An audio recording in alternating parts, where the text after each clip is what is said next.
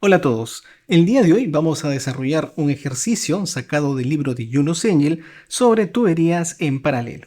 El problema dice, en cierta parte de una tubería de hierro fundido de un sistema de distribución de agua se envuelve una sección paralela. Ambas tuberías paralelas tienen un diámetro de 30 centímetros y el flujo es completamente turbulento. Esta información que está acá de que el flujo es totalmente turbulento es importante, no lo olvides. Una de las ramas, en este caso la tubería A, tiene 1500 metros de longitud, mientras que la otra rama, la tubería B, tiene 2500 metros de longitud. Y eso lo podemos apreciar aquí en la figura. Tenemos la rama A o la tubería A y la tubería B, ambas con 1500 metros y 2500 metros respectivamente. Asimismo, ambas tienen 30 centímetros de diámetro. El problema continúa. Si el flujo o el caudal a través de la tubería A es de 0.4 metros cúbicos por segundo, esa información también la tenemos aquí, determine el caudal a través de la tubería B. Desprecie las pérdidas menores, en este caso pérdidas por accesorios, y asuma que la temperatura del agua será de 15 grados Celsius. Demuestre que el flujo es totalmente rugoso y por lo tanto el factor de fricción es independiente del número de Reynolds. Muy bien, en este problema nosotros necesitamos plantear una cuestión teórica para tuberías en paralelo. Si nosotros tenemos tuberías en paralelo que se dividen de una troncal y luego se juntan en otra troncal, podemos escribir lo siguiente, que viene a ser que las pérdidas de fricción de ambas tuberías son iguales. En este caso, a la tubería A le voy a llamar 1 y a la tubería B la voy a llamar 2. Y nosotros sabemos que esta ecuación de las pérdidas por fricción está dada por el factor de fricción multiplicado por la longitud por la velocidad al cuadrado sobre 2 veces la gravedad por el diámetro.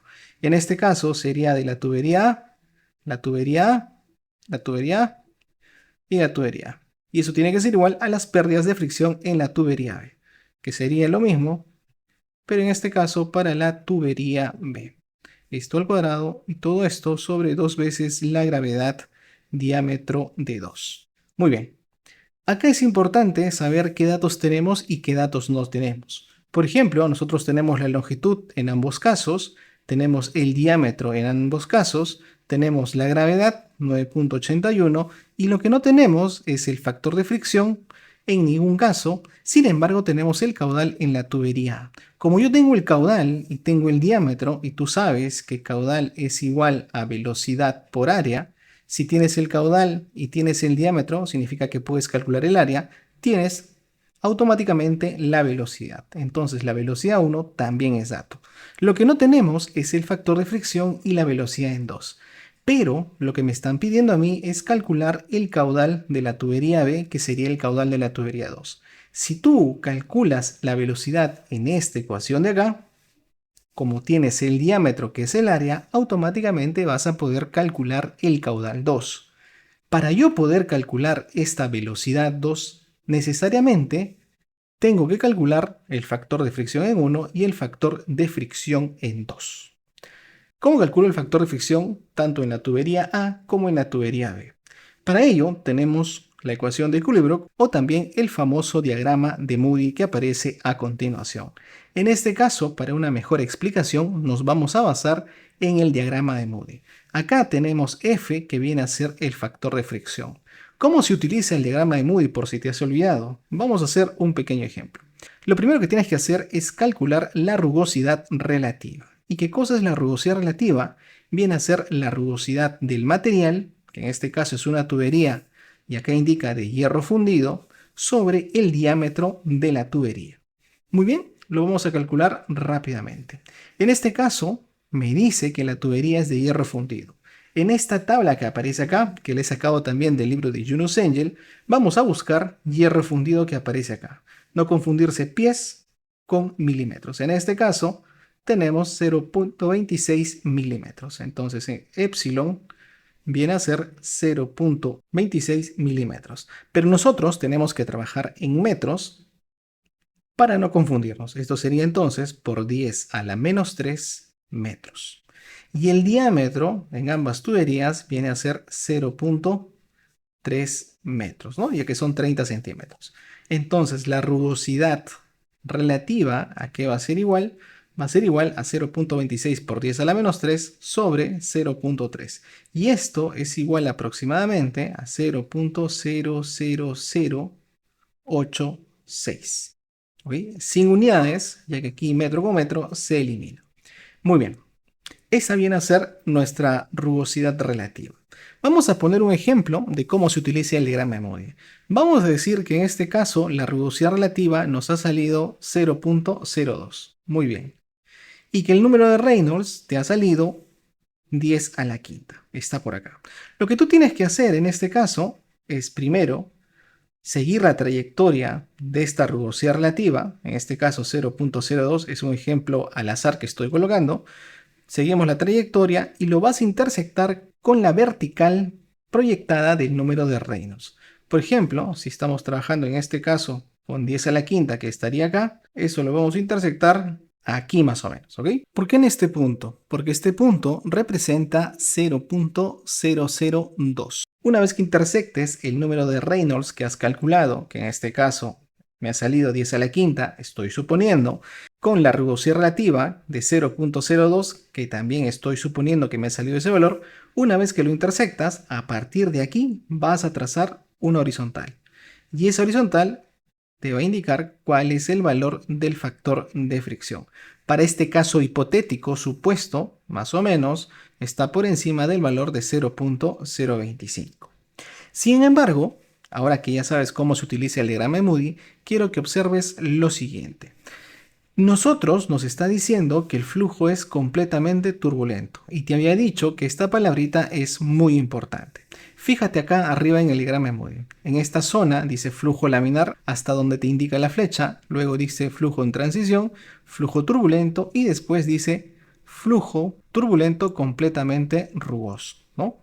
Entonces, esta parte de flujo totalmente turbulento y rugoso es la zona que vamos a utilizar. ¿Por qué motivo? Porque acá también me está diciendo que demuestre que el flujo es totalmente rugoso y por lo tanto el factor de fricción es independiente del número de Reynolds. Esta línea punteada roja que tú estás viendo separa el flujo rugoso totalmente turbulento de esta zona de acá. Si te das cuenta, toda esta zona que está al lado derecho de la línea punteada son prácticamente líneas horizontales. Prácticamente líneas horizontales. ¿Qué significa eso? Por ejemplo, si es que a mí la rugosidad relativa me hubiera salido 0.05, ¿qué significa eso? Que si el Reynolds es 2 por 10 a la sexta, 10 a la séptima o 10 a la octava, no va a cambiar qué cosa, el factor de fricción.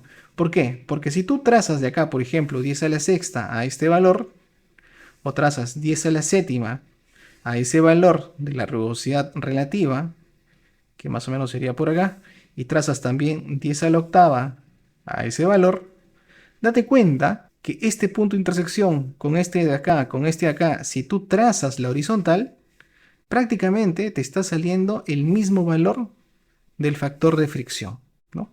Prácticamente es el mismo, no está cambiando en absolutamente nada. ¿Eso qué significa? Eso significa que cuando el flujo es totalmente rugoso, el factor de fricción es independiente del número de Reynolds, porque por más que aumente el número de Reynolds, el factor de fricción no va a cambiar. ¿Ok? Este factor de fricción no va a cambiar. Esa es la demostración que podemos hacer utilizando el diagrama de Moody, ¿no? Entonces, simplemente calculando la rugosidad relativa, ya no me importa en este caso el número de Reynolds porque estoy en la zona derecha de esta línea punteada que representa que el flujo es totalmente rugoso y es un flujo completamente turbulento.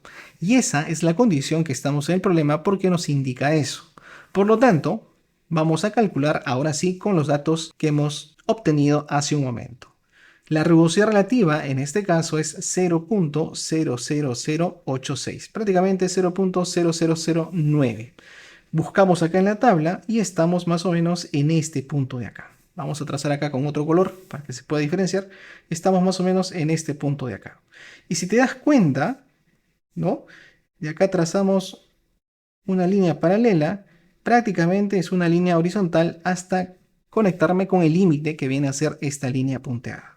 No me interesa el Reynolds porque es independiente el número de Reynolds y de acá simplemente vas a trazar qué cosa, o la sigues proyectando, vas a trazar qué cosa, una línea hasta calcular el factor de fricción, que más o menos, que es decir, podemos decir que 0.0191 le ponemos ahí, aproximadamente, ¿no? Entonces, para la tubería 1, el diámetro es 0.3. Para la tubería 2, el diámetro también es 0.3. Como ambas tuberías son de hierro fundido, el épsilon entre el diámetro para ambos casos me va a salir 0.0086. Como ambos casos tienen la misma rugosidad relativa, van a tener diferentes números de Reynolds, pero no me importa. ¿Por qué motivo? Porque estoy en la zona completamente turbulenta y rugosa. Eso significa que el factor de fricción de la tubería 1 va a ser igual al factor de fricción de la tubería 2.